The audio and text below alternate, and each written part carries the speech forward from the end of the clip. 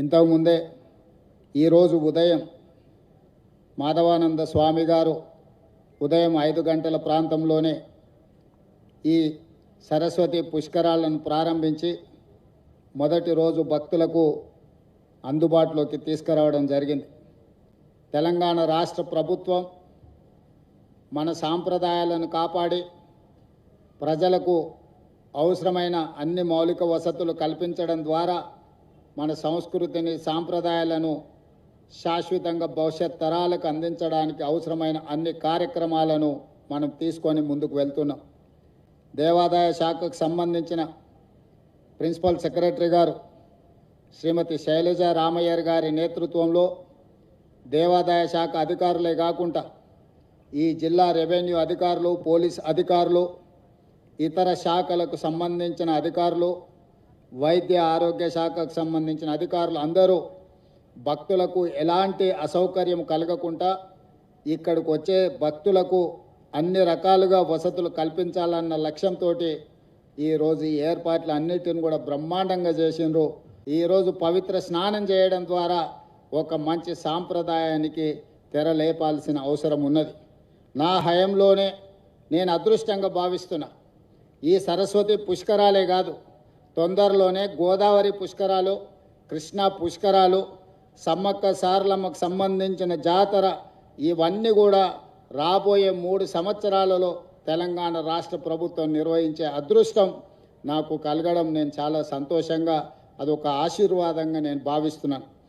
ఈరోజు మంతనికే కాదు, రాష్ట్రానికి సంబంధించిన నాయకత్వం వహించడమే కాకుండా ఈ రాష్ట్రానికి ఈ 15-16 నెలల్లో 3 లక్షల కోట్ల రూపాయల పెట్టుబడులను, స్వదేశీ విదేశీ పెట్టుబడులను ఆకర్షించడం ద్వారా ప్రైవేటు రంగంలో కూడా 1,00,000 ఉద్యోగాలు 15-16 నెలల్లో మన రాష్ట్ర ప్రభుత్వం కల్పించింది అని అంటే అందులో శ్రీధర్ బాబు గారి పాత్రను ఎవరు మరవలేనిది.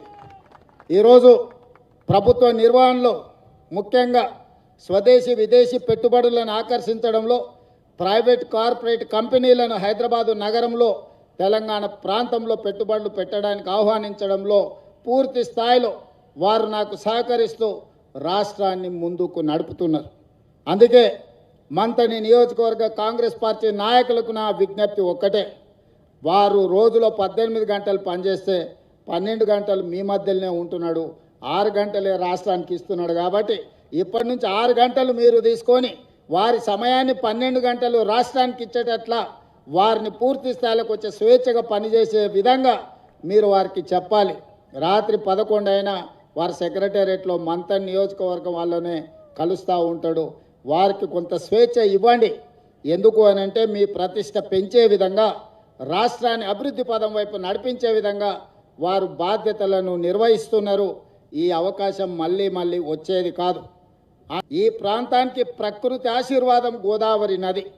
మరి గోదావరి నది ఈ ప్రాంతంలో ప్రవహిస్తున్నప్పుడు ఈ ప్రాంతాన్ని ఒక గోదావరి పుష్కరాలు అద్భుతంగా నిర్వహించాలి అని అంటే ఇక్కడికి వచ్చే భక్తులకు అన్ని రకాలుగా వసతులు ఏర్పాటు చేయవలసిన బాధ్యత రాష్ట్ర ప్రభుత్వంగా మా మీద ఉన్నది. మా అధికారిని శ్రీమతి శైలజ రామయ్యర్ గారికి, మా సోదరిమణి కొండా సురేఖ గారికి నేను ఈ వేదిక మీద నుంచే సూచనలు ఇస్తున్నా. రాబోయే గోదావరి పుష్కరాలతో పాటు కాళేశ్వరం మందిరానికి అవసరమైన మాస్టర్ ప్లాన్ అద్భుతంగా తీర్చిదిద్దండి. 100 కాదు 200 కోట్ల రూపాయలైన రాష్ట్ర ప్రభుత్వం తరఫున గ్రీన్ ఛానల్లో నిధులు ఇవ్వడానికి ప్రభుత్వం సిద్ధంగా ఉన్నది. ఆ బాధ్యత నేను తీసుకుంటానని చెప్పి భక్తులందరికీ నేను విజ్ఞప్తి చేస్తున్నా.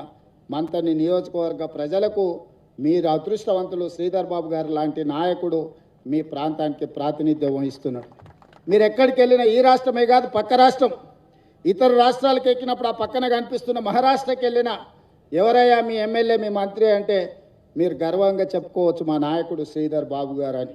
మీ గౌరవం పెంచే విధంగా, వ్యక్తులకు కొంతమందికి ఎంత చేసినా కొంత మేము చేయలేకపోవచ్చు, కానీ మన నాయకుడు పేరు చెప్పుకున్నప్పుడు మనకు కొంచెం గర్వంగా మనము ఫీల్ అవ్వాలి. అట్లాంటి మీరు గర్వంగా ఫీల్ అయ్యే నాయకుడు ఈ మంతనికి ఈరోజు శాసనసభ్యులుగా గెలిచినా ఓడినా మీ మధ్యలోనే ఉండి మీ అభివృద్ధి కోసం పనిచేసే నాయకుడు దొరకడం మీ అదృష్టం.